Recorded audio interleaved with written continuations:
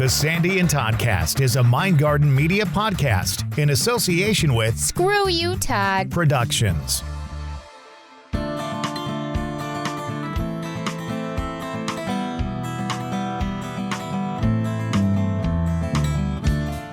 This is another audio cast of the Sandy and Toddcast. I am Todd. I am Sandy. Hi, Todd. Look how that works right there. I'm him, she's she. And so today, of course, we've got another audio cast. This one is another dip back into one of our sessions with one of our intuitives. And this will be another good one. Another good one. Wow. We have nothing but good ones. It is fantastic, Todd. This is a magic masterclass with the one and only Eron Mazza. Looking forward to it. This is Season 2, Episode 13. Stick around. The Sandy and Toddcast is next.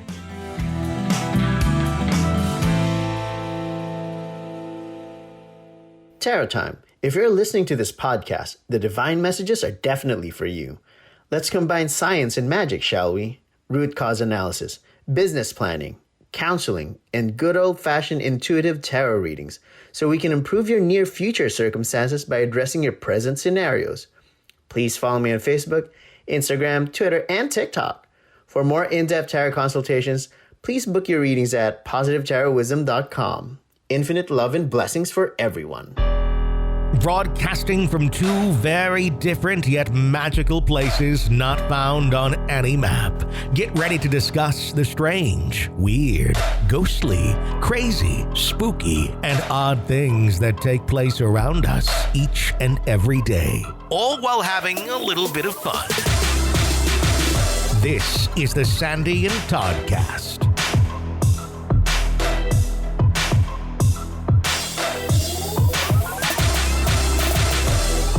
Here we go, another audio cast of the Sandy and Toddcast. How are you? Hi, Todd. I'm good. How are you doing?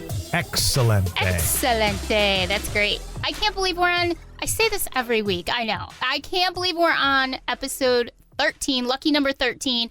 And how cool is it that Eron Mazza, one of our great intuitive readers, is joining us for a masterclass on magic. So we got to back up a little bit. Yeah. And so that we don't confuse people, we do have to explain something about today's audio cast. Yes. And that is, it was originally a live cast on our videos on Facebook and YouTube and Twitter. Right. And at the time that we did the live cast, Eron was going by the name of Zeeke. Right. That was their first name. Zeeke Harris. Exactly. And so you're going to hear us talk about Zeeke on the audio cast coming up in just a bit. But since Zeke's been on, they've changed their name to Eron and have also changed their pronouns. So their pronouns now are they, them, right? Exactly. And before it was he, his kind of thing. And That's right. As we get used to that, we need to explain that so that there's no confusion over, we're like, here's Eron, and then all of a sudden we're saying, here's Zeeke, you know? So. And same amazing human being, just different pronouns at this point. And we just love Eron. We do. Yeah. Same wonderful person, a little more mascara, a little more lipstick, you know? Some pearls, you know. Some pearls, that kind of thing. We love them. So before we get to the Magic Masterclass, I was, as usual, perusing the internet, and I came across a couple of things, Todd, that I really wanted to tell everybody about. And sort of, I don't know, it's kind of weird newsy. We're sort of bringing back weird news really quickly this episode. Now, this episode is being recorded. The intro for this episode today is being recorded on Thursday, July 22nd. And the first story I wanted to tell you about, everything wraps up the day before this episode actually comes out as an audio cast, which is Sunday, the 25th of July. Okay. There was an unusual race for mayor in Omena, Michigan. I know this story. I love this story. And it's not the only place that does this. And this is just so amazing to me. I love this stuff because, let's face it, no matter what party you're a part of, it gets a little bit annoying, all this politicalness. So why not have some fun with it and rely on some of the best politicians you could ever come across? The incumbent is Mayor Sweet Tart McKee, a cat. and of course, like I said, we're recording this on July 22nd. And the last day of voting is actually today. The winner is going to be announced this Saturday. So by the time this airs on Sunday, a mayor will be chosen for Omena, Michigan. For more than a decade, they are a small unincorporated community. And for more than a decade, they've been holding these ceremonial elections for non-human mayors because they don't have their own government. So they thought they would double it as a fundraiser for the Omena Historical Society. And each dollar that gets contributed to the organization equates to one vote. So it's $1 a vote, and the citizens can all vote as many times as they want. And all of the critter candidates are from the community. Now, in 2018, Sweet Tart became the community's first kitty cat mayor. The previous 3 were dogs. But this year, she's running against a dog, a chicken, and a goat. I love goats. I love dogs and cats and chickens. Well, maybe not chickens, but I love this story. I've heard so many other stories like this, and it's so much fun. Yeah, you love chicken, but you'd rather have it in a salad than run in your town, Yes. basically is what you're saying. I think I told you the story about the girl when I've always been sort of traumatized by chickens because when I was a kid, we lived down the road, and I grew up on farms my whole life, but we lived down the road from a girl who lived on a farm, and I went over to her house one day, and she threw a chicken at me. And ever since then, at the tender age of like 8 or 9, I have just been kind of not a big chicken person, per se. So, but they are good in salads. Well, and the poor chicken's taking the blame. It's actually the chick that threw the chicken at you. Yes. And I'm happy to say that this girl, I see her on Facebook from time to time, is just as wacky as she was as a child. Didn't go too far. I know that sounds mean, but I'm just saying. Yeah. Throw chickens at people. Don't go too far. That's all. Not a fan of chicken being thrown at you, but a fan of chicken in a salad. That's right. That's right. So the other story reminded me of something that happened to me a couple weeks ago, and I'm going to spill the beans on it because I'll be talking about it again when Erin comes back to our live cast this Tuesday for another little master class. You never quite know what you're going to find in the woods, Todd. In England, a man named Chris Langston was exploring in the woods near his house when he found a pile of broken dishes. Now, underneath the dishes, he found a small bottle which looks like it contains a human tooth, some hair, and a yellowish liquid that could actually be urine. Mr. Langston says he did some research and he discovered that the bottle could date back to 1860 when someone would have used it to ward off evil spirits and curses. And of course, the smart thing to do, he did opt not to keep the bottle. I don't know if he put it exactly back where he found it, but he did choose not to keep the urine soaked tooth and hair.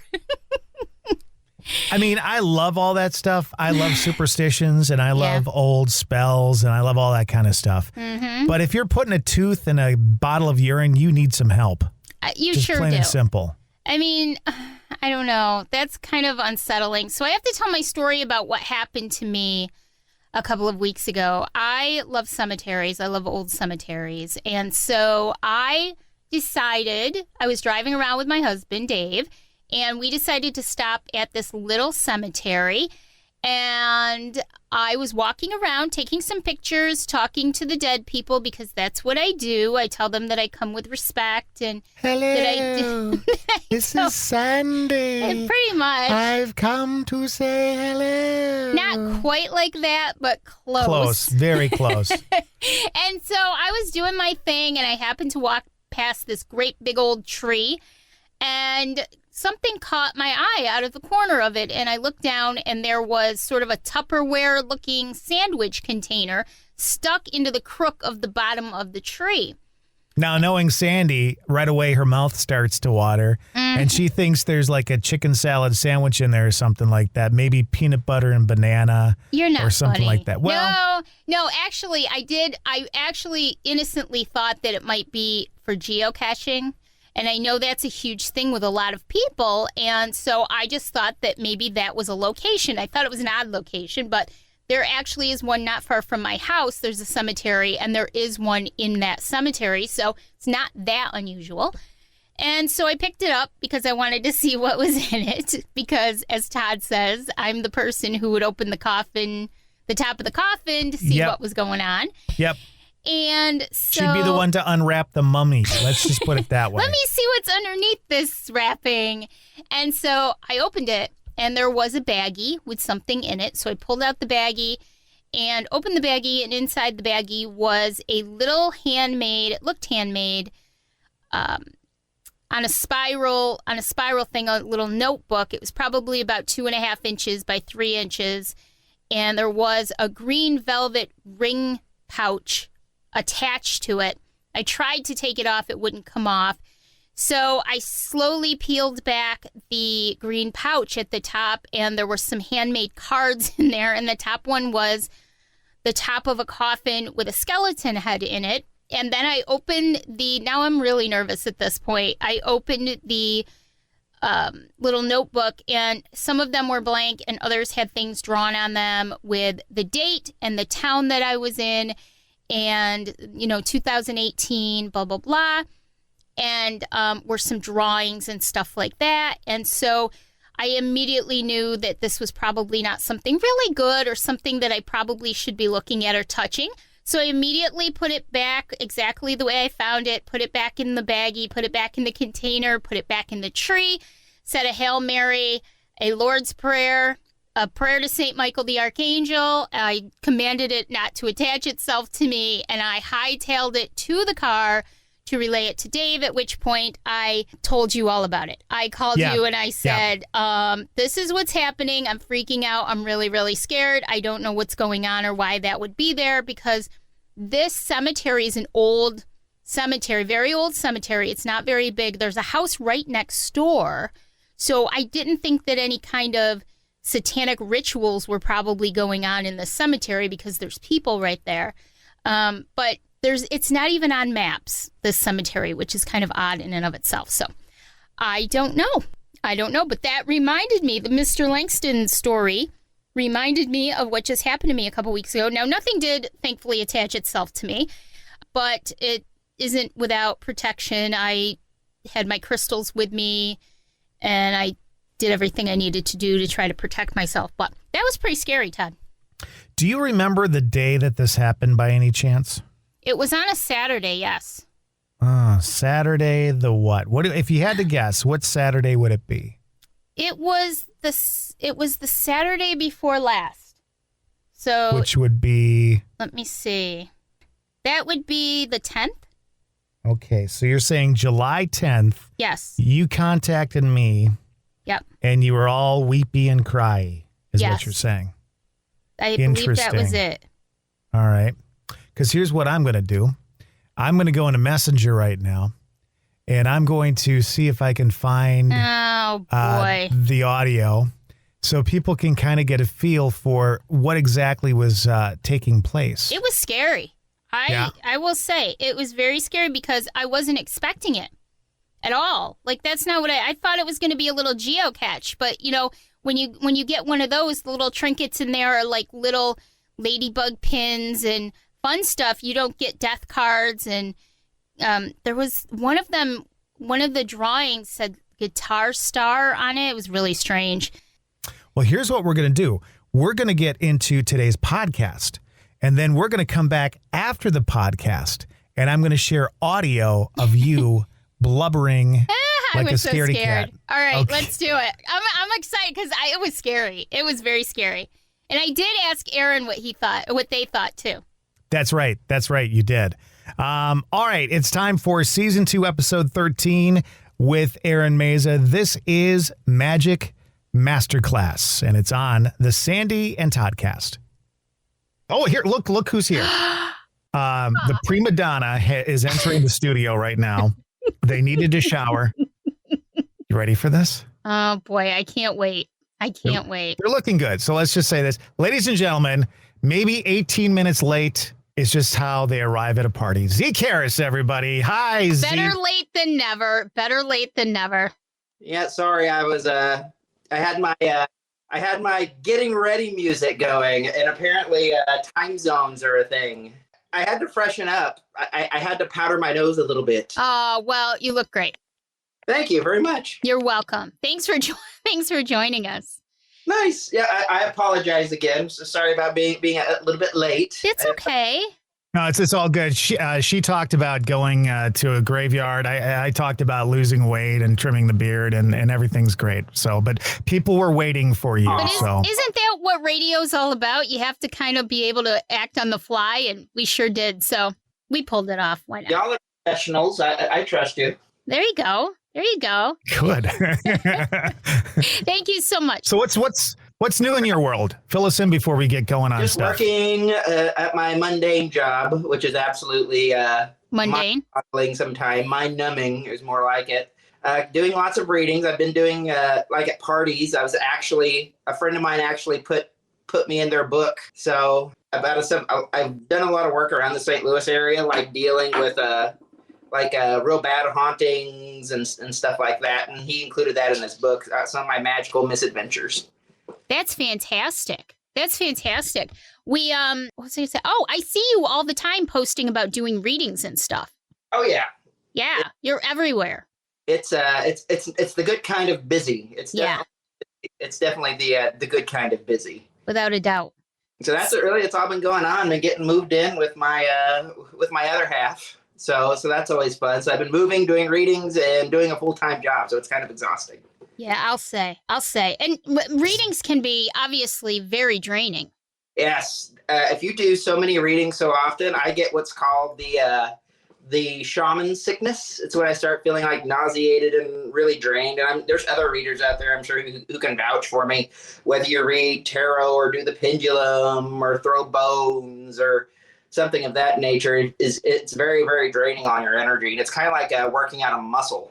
Yeah, it really is. The more you develop it, the more it takes away from you sometimes. Mm-hmm. It's like you have to get enough sleep, and also make sure you're eating correctly, because junk in, junk out is what I always say. Right.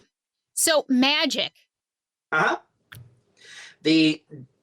Boy, we're just diving right in, aren't we, Sandy? Let's do it. I'm excited about this. I've been waiting for this. So magic, my favorite definition of the term magic is the way nature flows that science has not yet understood or will probably never understand. Mm-hmm. I believe in science and things like that, but my favorite definition is the way nature is magic is a way nature flows that science does not understand, and we will probably never understand. Mm-hmm. That's the definition of magic. It's working with the world around you and the energies it produces. Now, just to remind us, because we've talked to you about some of this stuff in the past, but how did you get involved? What interested you about it? Why do you do magic? I got really interested in it because we all grew up watching those Disney movies with Maleficent and the Evil Queen from Sleeping Beauty and things like that. And I always kind of pulled for the magic users. You're like, why do they gotta die? I know, right? Why do they have to be bad? And it sort of took off whenever I was a kid. But then I really got into it after I left seminary at 25, whenever I came out. And I thought that if organized religion isn't working out with me, for me, I want a path that is going to teach personal responsibility and give me the ability to have a little more say in what happens with me, you know? But at the same time, like I said just a second ago, it also teaches you personal responsibility. It teaches you that you're responsible for the world that you're creating around you. You mentioned seminary again, and I know we talked about it the last time we had you as a guest. Do you feel people always say they were called to serve or they were called to do that? Did you feel like you were called to go to seminary? I did. I felt like I was called to sort of serve my community and just serve the human race in general. from a spiritual aspect. And for a while, it took the shape of me going to seminary, or what I perceived, because that's the only option that seems quote unquote legit to most people, is organized religion. But you don't have to be, if you go to a church or a mosque or anything, or a synagogue, and that's how you church, and that's what feeds your soul, then that's awesome. Do it. Just do it to the best of your ability, and do it to make the world around you a richer, better place. That's what I say. Yeah, I've always subscribed to the idea that it doesn't matter what religion, non-religion, it's more about having faith in what you believe, and having that structure in your life, and something to believe in, and something to keep moving you forward. So regardless of what religion, non-religion, whatever belief you have, I'm very spiritual. I feel like it's so important to have something like that in your life. And it is very important, because you can also not necessarily have spirituality and want to make the world a better place. You don't have to believe in a higher power. Right. Religion is the lens through which you choose to view the world. Right. Agreed. And if you choose not to practice religion or have spirituality or believe in a higher power, that's awesome. It's just that, how are you affecting the world right now? Right. That's it. So go ahead, Todd. Sorry. Well, I was going to say, so for most people, they learn about their practice, their religion, their belief system by going to a building once a week and sitting, like in a classroom and learning and reading and all that kind of stuff. For folks who want to learn magic or get into Wicca, things like that, it's a little bit different. So how did you start your learning process when you kind of turned to magic and brought that into your life? The very first thing that started me out on my path to magic is the very first book I picked up about magic was, I think it was Wicca for the Solitary Practitioner by Scott Cunningham. And after I read that book from cover to cover, I started seeking out kindred souls, which I'm very grateful that I live in the age of the internet, because I started reaching out on message boards and Facebook and asking questions and building my own community of people who could mentor me and sharpen my abilities and help me find my niche. Right. Whenever it comes to doing like magic, because I believe it's what me and my partner call is we call it our majors, kind of like college degrees. Kind of like I say, my major is divination with and such and such. But it definitely helps to have a community, and it also helps that you are able to have hands-on approach, and they allowed me to ask questions. And to me, that's very important. If I can't ask questions, then there's something fishy going on. Right. To me, the path of magic is to get you away from just blind faith. If you can't question it, then I will question the authenticity of it. Mm-hmm. Mm-hmm. You mentioned, which was kind of interesting, how the internet allowed you to pursue this. And I think back, because obviously I'm before the age of the internet, and my friend and Lisa Hale, same thing. And she practiced Wicca for a long time. And I always think back to like when she started doing it, or would tell me that she would start doing it. You got to be on the lookout for people that seemed like they might be into it, to try and make that connection. And then, there were all these meetings going on and stuff like that nobody else knew about. It was really tough to kind of find a group of people to have that communication with. And I also want to mention that you mentioned Scott Cunningham as the author of that book. When I asked that question, I was wondering if it was going to be one of his books. Yes, Scott Cunningham is legendary in witchcraft and Wicca circles. He produced some of the most concise, in my opinion, some of the most concise books on the craft and on herb magic and mineral magic and things like that. I also read a book by Amber Kay called True Magic, which is great which is a lovely primer for people who want to get into working with energy and working with energies of rocks and herbs and the world around them. It's a very, very nice footstep into the world of magic. And what was that title again? Because we've had a question about it. What's that title on the Scott Cunningham book? Wicca for the Solitary Practitioner. I'm trying to think if I have it here, because I'm like sitting right next to my library, but I'm not in the mood to go through all the hundreds of books to try to find it. Because it's I could because we'd be here for hours if I had to go through all the books. All right, so for like layman's terms, magic. How do you what's the terminology there? What's the definition of magic? To me, a layman's term for magic is being able to pull the strings, if you will, of your environment and the energy of those things around you to produce a desired outcome. That's what it is. And you get what you put out. If you send out something for money, you got to be really specific, because if you say, hey, I need more money, and then work gives you like 60 hours a week, you aren't specific about how you wanted to make that money. Right. Not going to spontaneously like generate wealth in your life. It's going to give you, in my opinion, it gives you opportunities to make money and also to network, which in turn would lead to money. So in layman's terms, magic is working with, like I said, working with the world around you and various energies and entities to get a desired outcome. And how long have you been practicing magic? I have been practicing magic for about 14 years. Wow.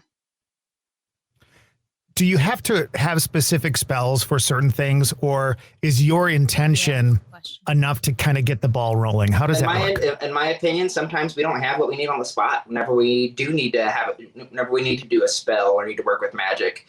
And the best thing that you can have whenever you're doing magic is crystal clear intention, because it's tough to give the energy a direction whenever your thoughts are muddied.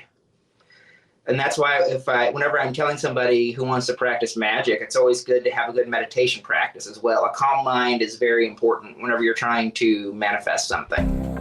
What, you beautiful souls? I'm so excited to have this platform where I can share my gifts, the things that I do, what we need to do as a collective energy to really step into soul's path. Reiki and healing and alignment. Oh my goodness, these are all so very important in what we do.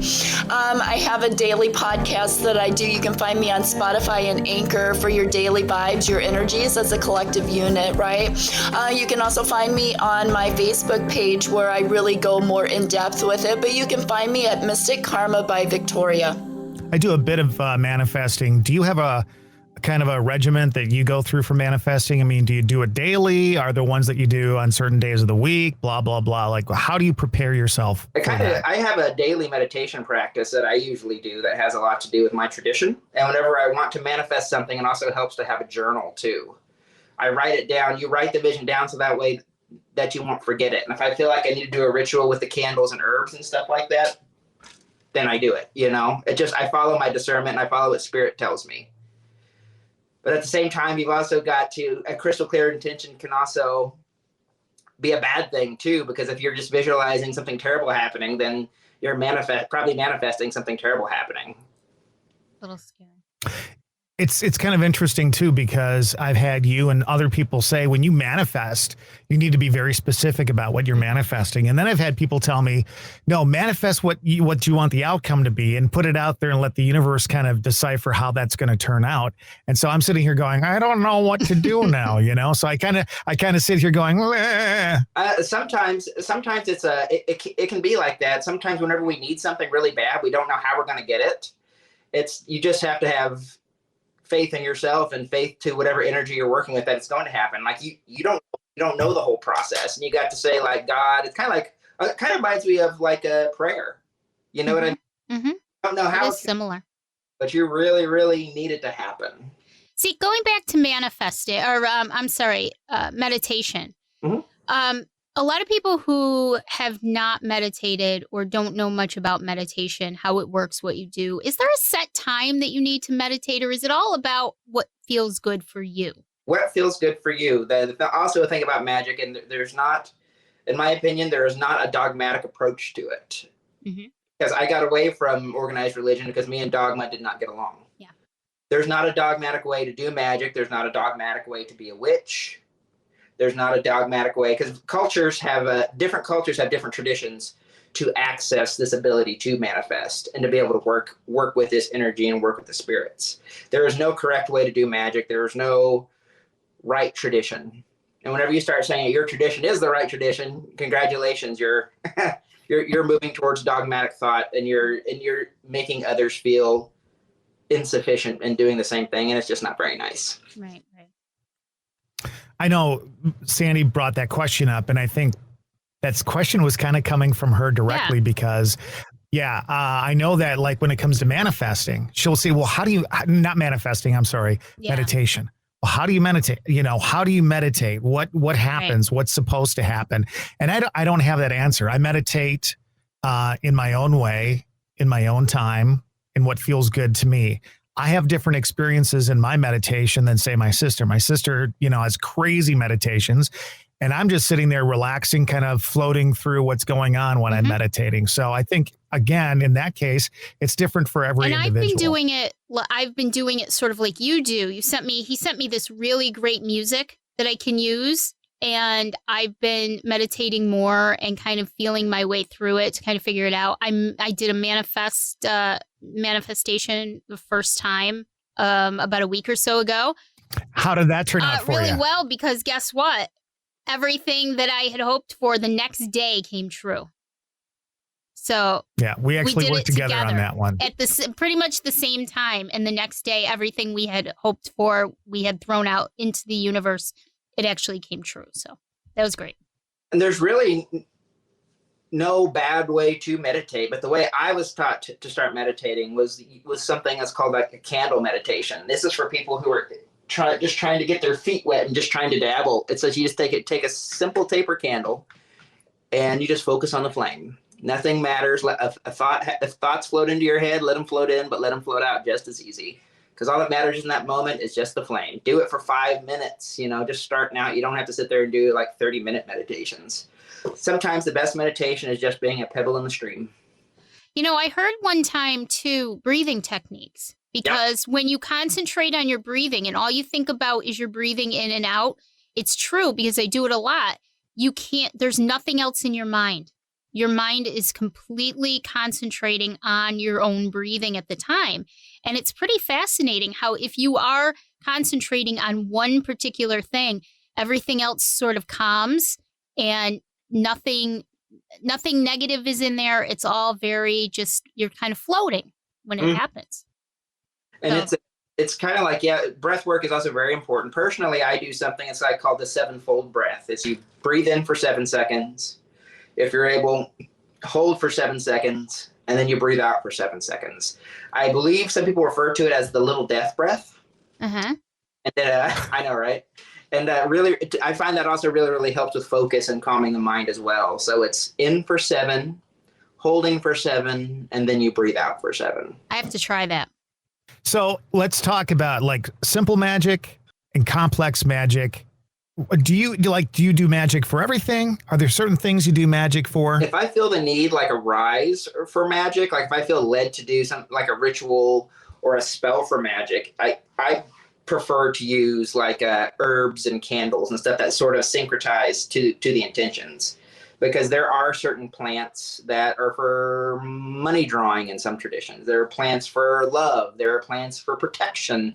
There are stones for love. There are stones for money. There are stones for protection.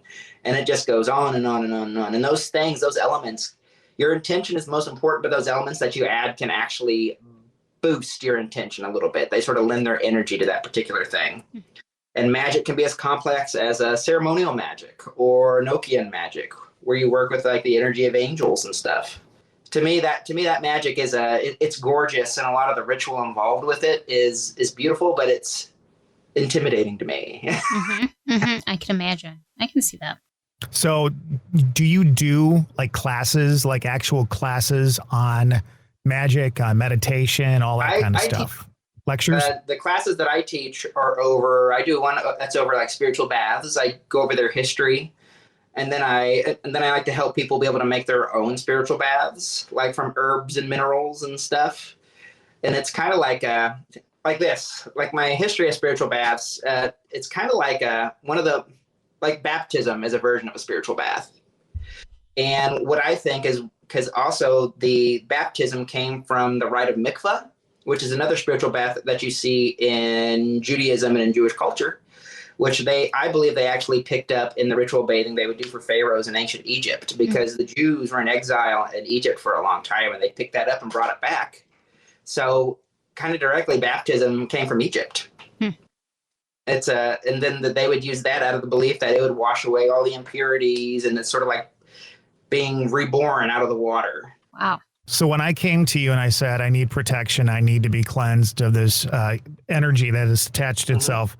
I don't remember. I do know there were some salts and herbs with the candles, but do you remember what might have been in those little bags you sent along? I know I know I put some Epsom salt in there, but I also put a very pungent cooking herb called asafoetida. It's very, very, it tends to herbs that are very, very strong smelling like that are very, very good at chasing off and protecting.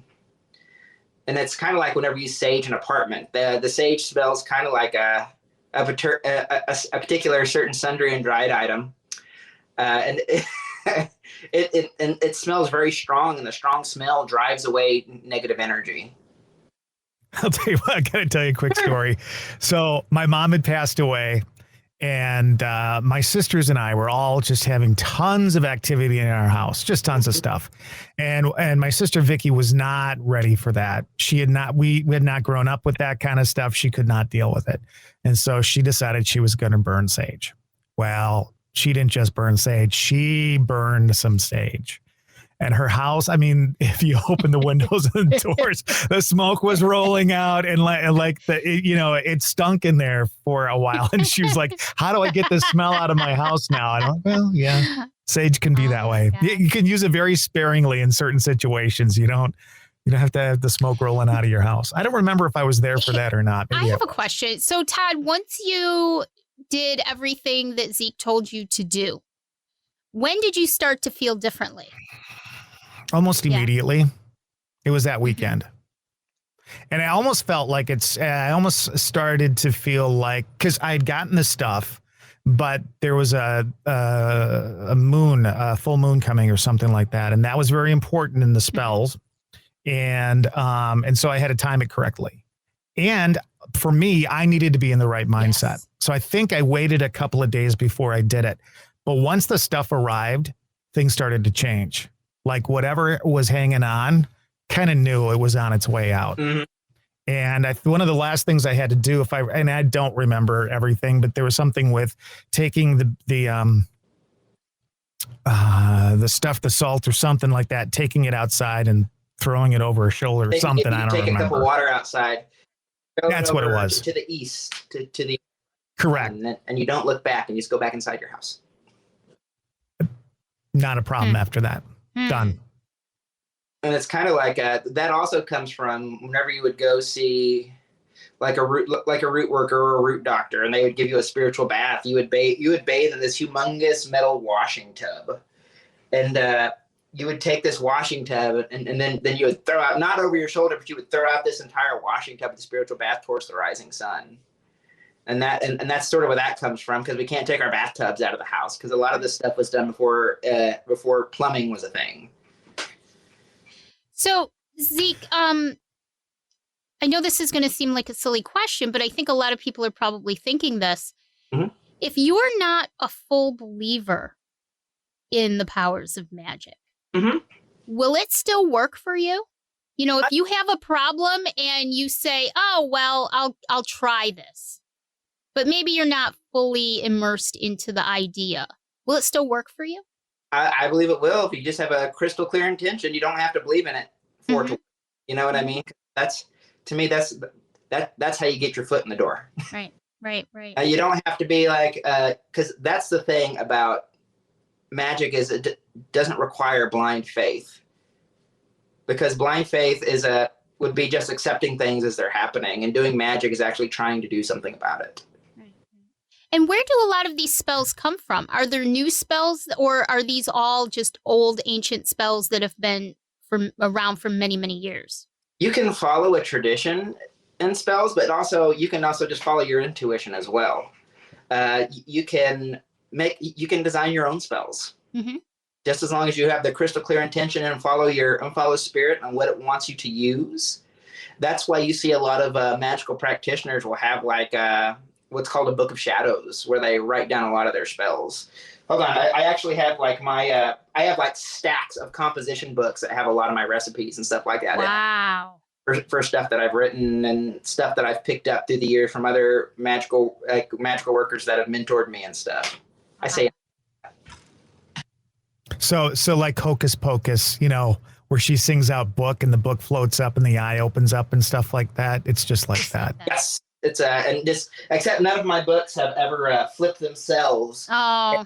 To be rest assured, I don't have a book made of human skin. I was just going to say that. No, leave that to Ed Gein up in Plainfield, Wisconsin. Ugh. At least I wouldn't tell you if I had a book made of human skin. Thank you. For I that. appreciate Thanks. that. I've got one more question, and then I'm going to kind of open the floor up to you, Zeke, to say anything further you want to say about magic. But my question is this, because my belief system when it comes to religion and spirituality and all that is very mixed. Mm-hmm. Like I mix them together like I'm making a goulash or something. So part of me still has, because I was brought up with Christianity, part of me still has that in my being. Part of me has Wicca. Not that I've fully practiced it, but there are bits and pieces of it that make sense for me. Obviously, the spirituality of manifesting and all that is very important to me. I look at manifesting a lot like prayer. It kind of works together, blah, blah, blah. For people who are strictly, Christian, or they're strictly this or that, especially those who are Christian, may have a fear of magic because we're taught for so long in that religion that everything is bad. It's evil, it's the devil. What can you say to them to kind of ease their fears if they run into this stuff? I think something to sort of ease their fears, I would say, is if you want to try it, then try it. If you're scared of it, then don't do it, because then you're going to treat it kind of like it's like you're going to if you think it's going to hurt you, it's going to hurt you. Yeah. If you think it's going to help you, then it's going to help you. The reason that most people are scared of magic is because we're taught to be scared of personal responsibility, because a fear of magic comes from an inherent fear of being responsible for your own actions. Mm-hmm. It's like whenever I give readings for people, is we summon what we serenade. And so you if you think it's going to work out bad, guess what? It's going to work out bad. If you think it's going to work out good and you follow your intuition and you get past that fear, it's going to turn out good. You just have to be knowledgeable on what you're doing and trust the process. Right. Don't be like conjuring like goetic demons to get stuff for you, because that's, unless you know how to, the goetic magic is very, very, very, very ceremonial magic. And it's there's certain things you have to do to be able to deal with this entity. So don't do that. Stick to simple magic if you need like a raise at work or something like that. You don't have to call a king or president of hell to come up and do that for you. Yeah, I think I'll skip that one. I don't need that one. Right. Yeah. I'm going to call out to everybody, if the people that are with us, if you'd like a card reading this afternoon, Zeke's going to do a couple of those. But I want to give you an opportunity to kind of sum up Magic 101 in your own terms. Okay. Not that you haven't already done a lot of that, but if there's something else that you want to pass along, I'd love to hear it. To me, to put this with a nice, neat little bow on it, magic is, most importantly, is the power of your intention and the power of your will. And also it really, really instills a sense of faith in yourself and your own abilities. Because every human on the planet has the ability to do magic. It's just a matter of becoming disciplined about doing it. So intention and discipline are two very, very important things in magic. Like keeping up with it, keep up with the vision, keep up with what you want. So what we can surmise is vision, intention, and discipline. How bad do you want it? And how is it going to affect the world around you? Like I keep on using money. If you need money, you have to be very specific about where you want this money to come from. Do you want to raise at work? Do you want to get like a mysterious check in the mail? Like the other day, I was doing some work for money and I got like a $300 check because somebody owed me a refund, and I just got it out of the blue. I said, okay, I'll take it. Yeah, I'll take it. Not saying it's going to happen every time, but if you need it, magic always takes a path of least resistance. Either you're going to get opportunities for the desired outcome, or it's going to take a very out of left field approach. But it will happen with the power of crystal clear intention, discipline, and keeping up with the vision. I love it. I think we could talk about magic all day. We could. I know. About magic all day. Maybe not the goetic part. That was a little disturbing. I don't know if I want to summon anybody. But if you read like a lot of the stuff. It's kind of beautiful because you use all these wonderful sigils, and it's very, very, very, very witchy. I'm actually now really interested in seeing some of these rituals. So I kind of want to look it up and see if...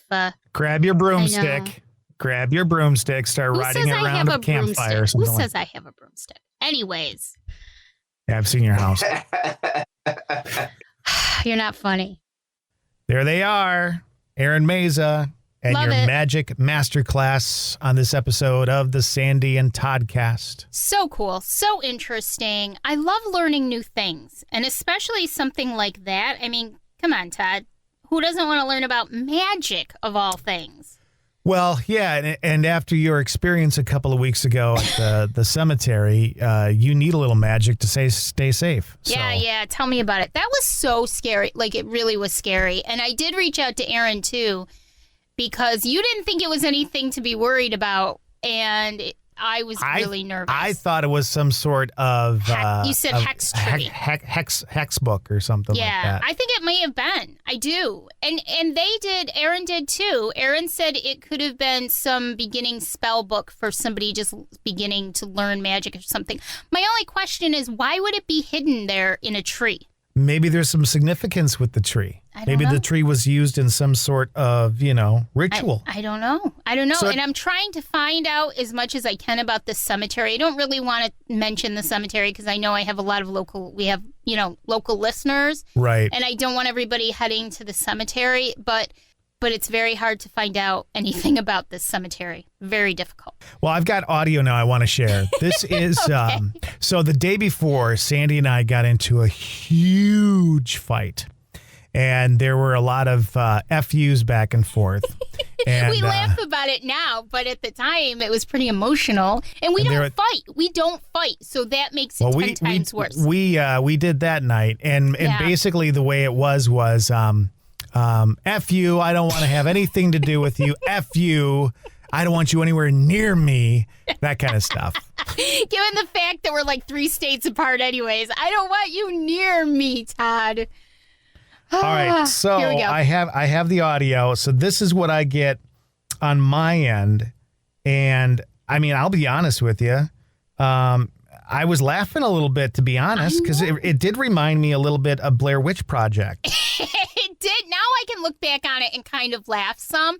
But at the time, I was so scared. Like, I was really freaked out because I am a sensitive. I am an empath and medium, Todd. Like, I am afraid that they're going to be more drawn to me and then something's going to happen to me. But luckily nothing did. It came home with you. All right, so here's what we heard. Check this out. Right from my phone.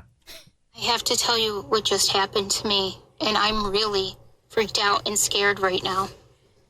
We were driving around going to cemeteries, just checking out old cemeteries, and we get to this one, and I'm walking around. Dave's... Can you hear your voice shaking? Yeah. Can you hear that? Yeah.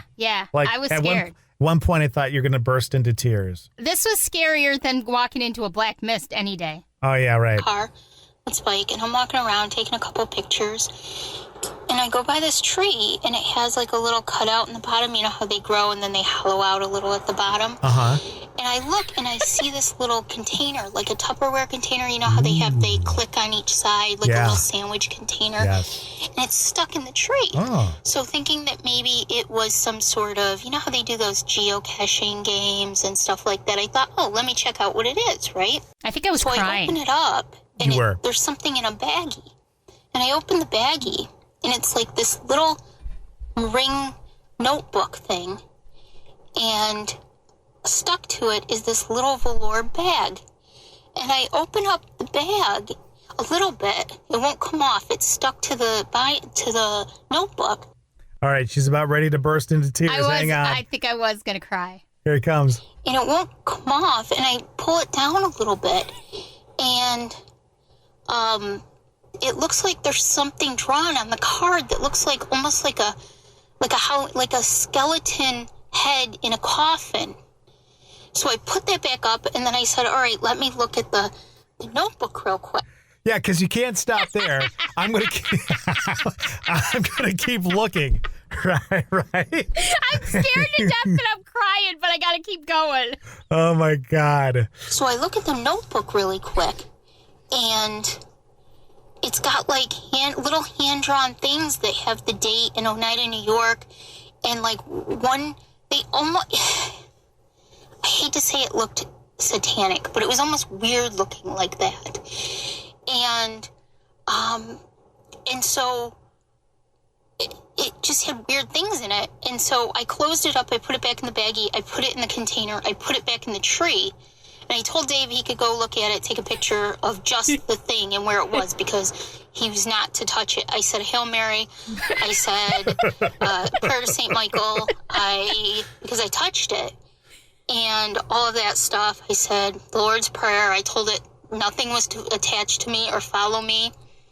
It wasn't that I necessarily felt negativity off of it. It's just that it's so fucking freaky. I had no idea. Somebody took care to actually put it in the thing and to put it in the thing.